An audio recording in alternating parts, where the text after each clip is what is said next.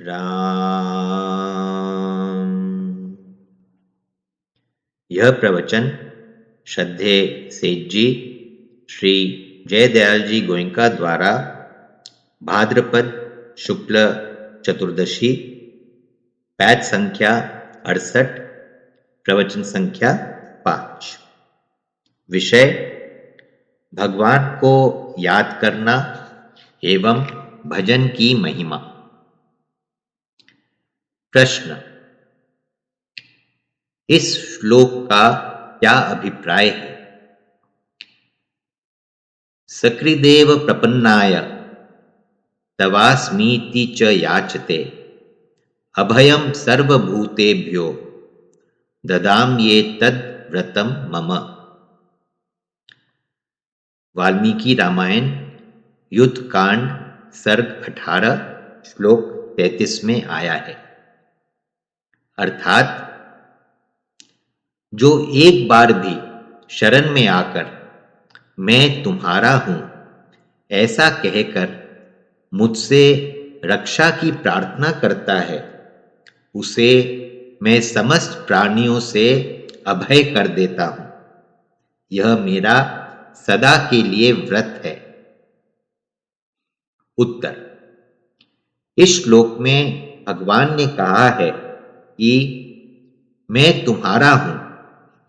इस प्रकार कोई वचन मात्र से भी कहता है, उसको मैं अपनी शरण में ले लेता हूं और उसका कभी त्याग नहीं करता। प्रश्न, वचन मात्र से भी शरण हो सकता है? उत्तर, हां, हो सकता है। भगवान ने कहा ही है। इस बात पर श्रद्धा कर ले कि यह ठीक भगवान के वचन हैं। इस न्याय से हम भगवान की शरण हो गए। यह मान ले, फिर भी वह कहे कि मैं अभय नहीं हुआ, परंतु भगवान तो कहते हैं कि मैं अभय कर देता हूं, फिर उस बात पर निश्चिंत हो जाए। उनके वचनों पर बड़ा भारी विश्वास रखे। यह मान ले कि भगवान ने मेरे को शरण ले लिया है। ये भगवान के वचन हैं और बात भी सच्ची है। एक बार भी वचन मात्र से हमने याचना कर ली तो उन्होंने शरण में ले ही लिया, ऐसा समझकर निर्भय हो जाए। यदि कहो कि अभय तो नहीं हुए, तो समझो कि वे अभय कर देंगे। यदि कहो कि मैंने तो कह दिया कि मैं आपका हूं, पर उन्होंने स्वीकार नहीं किया। मान लो कि गवर्नमेंट ने यह सूचना निकाल दी कि कोई सिपाही में भर्ती होना चाहे तो हो सकता है। हम भर्ती होना चाहें तो क्या गवर्नमेंट यह कह सकती है कि हम भर्ती नहीं करेंगे? कोई व्यक्ति भर्ती हो गया, फिर सरकार ने उसको कोई राज्य का काम बताया, फिर क्या उसके अधिकार का ऐसा कोई काम है जो कि वह उनके राज्य में नहीं कर सकता? जब तक वह पुलिस में सिपाही के पद पर नहीं था, तब तक उसकी मान्यता दूसरी थी।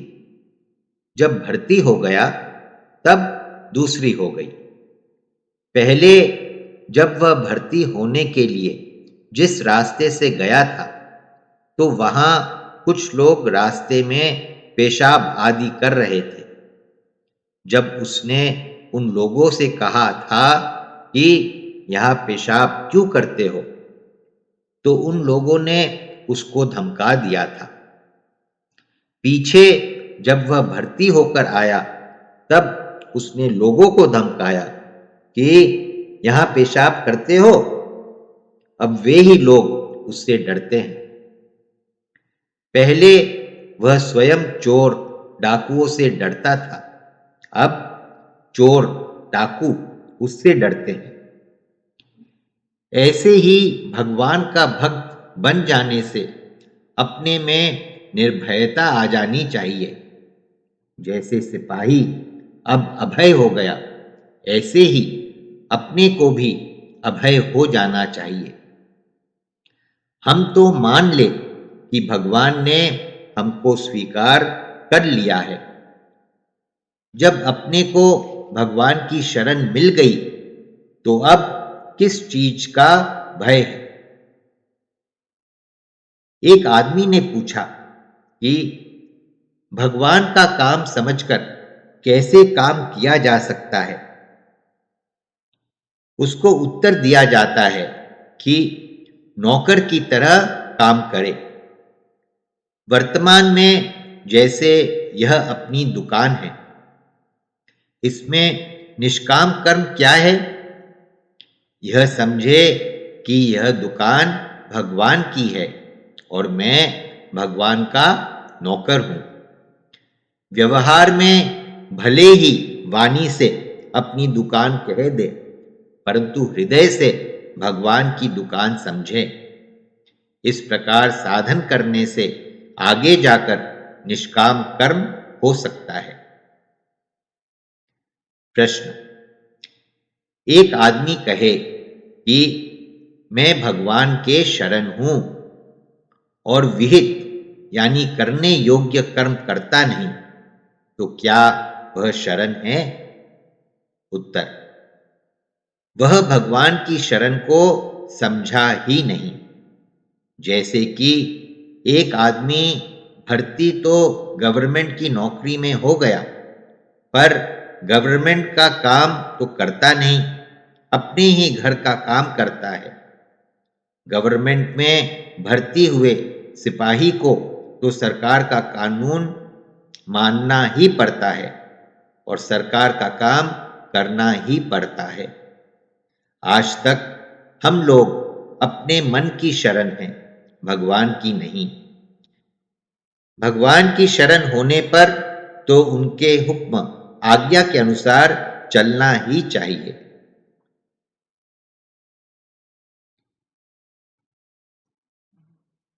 हुक्म के माफिक चलना ही शरण है। केवल शरण में हूं यह कह देने मात्र से कोई शरण नहीं हो जाता। वह शरण होने के बाद उनके हर विधान में प्रसन्न होता है। शरण तो वही समझा जाता है जो उनके आश्रित हो जाए। भगवान उसके लिए जो कुछ सुख दुख भेज देवे, उसमें वह प्रसन्न रहे और उनकी आज्ञा का पालन करे। यदि उनकी आज्ञा का पालन नहीं करते हैं तो वास्तव में शरण का मतलब ही नहीं समझे। गीता जी के 18वें अध्याय के 56वें श्लोक में भगवान ने कहा है, सर्वकर्माण्यपि सदा कुर्वाणो मद्व्यपाश्रयः मत्प्रसादादवाप्नोति शाश्वतम पदमव्ययम्। अर्थात मेरे परायण हुआ कर्मयोगी तो संपूर्ण कर्मों को सदा करता हुआ भी मेरी कृपा से सनातन अविनाशी परम पद को प्राप्त हो जाता है। गीता के 18वें अध्याय के 57वें श्लोक में भगवान कहते हैं, चेतसा सर्वकर्माणि मयि सन्न्यस्य मत्परः बुद्धि योगमुपाश्रित्य मच्चित्तः सततम भव। अर्थात इसलिए हे अर्जुन, तू सब कर्मों को मन से मुझ में अर्पण करके तथा समबुद्धि रूप योग को अवलंबन करके मेरे परायण और निरंतर मुझ में चित्त वाला हो।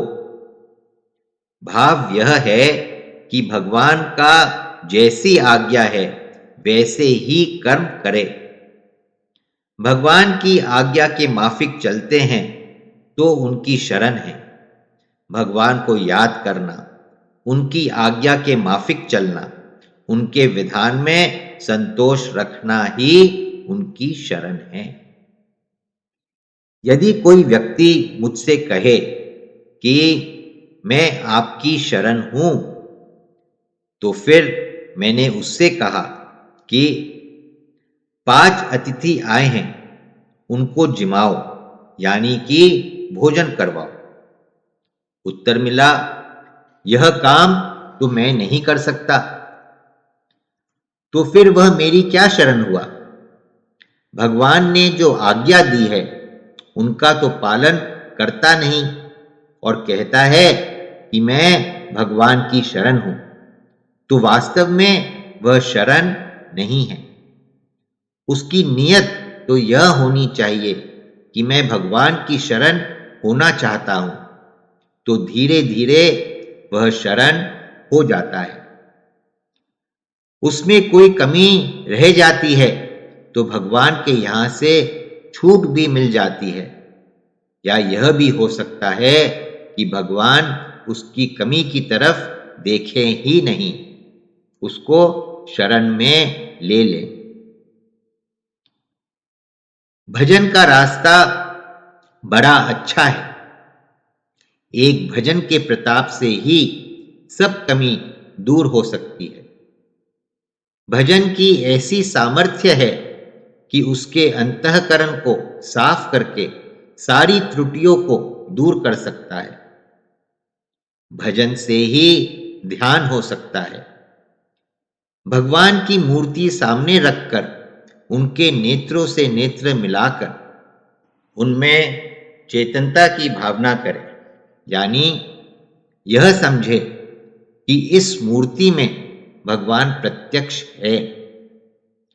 भजन में विश्वास रखना चाहिए कि भजन से ही सब हो जाएगा। देखो, उसका यह विश्वास हो जाए कि भजन करने से मेरे में सदाचार आवेगा, तो उसमें सदाचार आने लग जाएगा। यदि विश्वास हो कि भजन करने से ध्यान होगा, तो आहिस्ते आहिस्ते उसका ध्यान होने लग जाएगा। जिस चीज की वह प्रतीक्षा करेगा वह समय पाकर प्राप्त हो जाएगी। जमीन में गुठली बीज बो दी। उस खेती करने वाले को बतलाया गया कि 10 दिन बाद इसमें अंकुर निकलने लग जाएगा। अब वह 6 दिन से ही देखने लग गया। 8 दिन बाद, 10 दिन बाद बार बार देखता है। उसके यह विश्वास है। नहीं निकलता है तो वह जल सींचता है। पीछे अंकुर आ गया। फिर उसने पूछा, फल कब लगेंगे? उसको बताया गया कि 2 वर्ष बाद फल आएंगे। वह उस वृक्ष को सींचता है और प्रतीक्षा करता है। 2 वर्ष हो गए, फल नहीं लगे। अब 2.5 वर्ष हो गए, फिर भी वह वृक्ष को बार बार सींचता ही रहता है। समय पाकर फिर फल फूल सब आ जाते हैं। इसी प्रकार भजन को बीज समझ ले, फिर प्रतीक्षा करे। बीज जो है वह भजन है, उसका फल है वह भगवान की प्राप्ति है। फल बीज के अनुसार ही होगा। बीज भगवान का नाम हुआ, फल हुआ भगवान का स्वरूप दर्शन। बीज लगाकर उसको सींचता रहे। इसमें जल से सींचना क्या है? नित्य प्रति भजन ध्यान और सत्संग करता रहे। भजन ध्यान और सत्संग करने से भगवान में विश्वास बढ़ता है। फिर यह समझ ले कि भगवान का भजन करने से सद्गुण, सदाचार अपने आप ही आएंगे। एक भगवान का ही आश्रय ले लेवे, उनके प्रताप से सब आप ही आ जाएंगे। भगवान के नाम के जप का आश्रय लेना, यही भगवान के शरण का आरंभ है। फिर भजन के प्रताप से सब बातें आप ही हो जाएंगी। अभी हम लोगों के व्यवहार में भी सत्य व्यवहार नहीं होता है, पर भजन करने से व्यवहार में सत्यता आ जाएगी। यदि माँ बाप की सेवा नहीं बनती तो भजन करते जाओ, उससे सब आप ही आ जाएगा।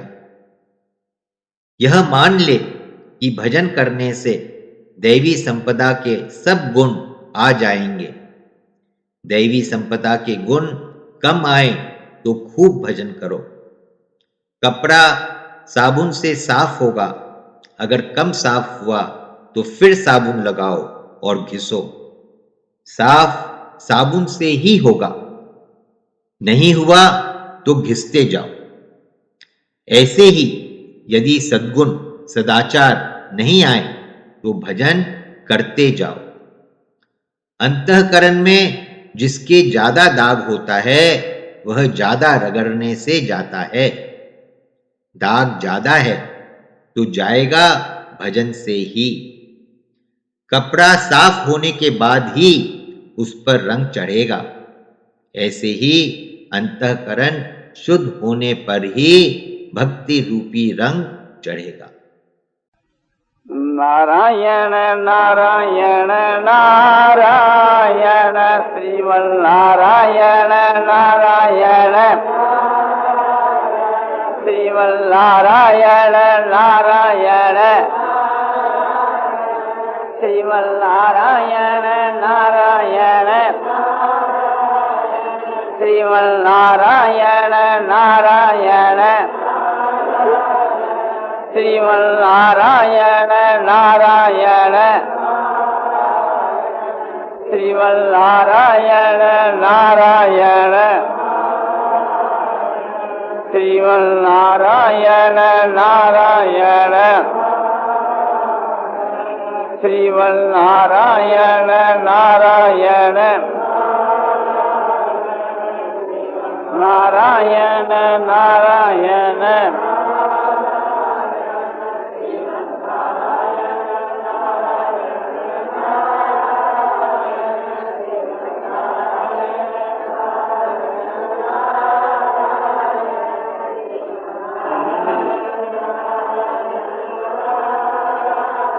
आनंदमय आनंदमय पूर्णानंद अपारानंद शांतानंद घनानंद अचलानंद ध्रुवानंद नित्यानंद बोधस्वरूपानंद ज्ञानस्वरूपानंद आनंद ही आनंद शांति शांति शांति।